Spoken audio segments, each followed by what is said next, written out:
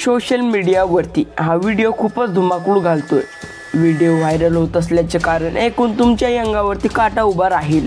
या व्हिडिओमध्ये एका मुस्लिम व्यक्तीचे कृत्य पाहून तुम्हालाही धक्काच बसेल।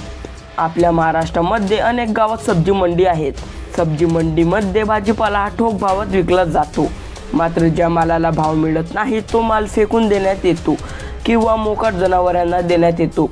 मात्र या व्हिडिओमध्ये असं दाखवलेलं आहे की सब्जी मंडीमधील पूर्ण खराब टमाटे व मिरची हे एका गटारीमध्ये फेकण्यात येते आणि हा व्यक्ती गटारीमधील ते टमाटे व मिरच्या अस्वच्छ पाण्यातून हाताने काढून परत बाजारामध्ये विकायला जातो।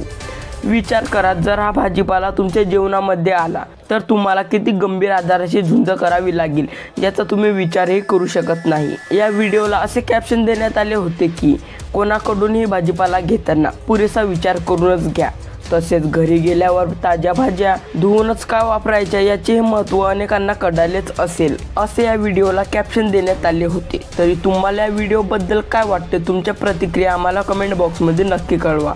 आणि हो, अशाच व्हायरल बातम्या पाहण्यासाठी आपल्या चॅनलला सबस्क्राईब करून बेल आयकॉन ऑल करायला विसरू नका।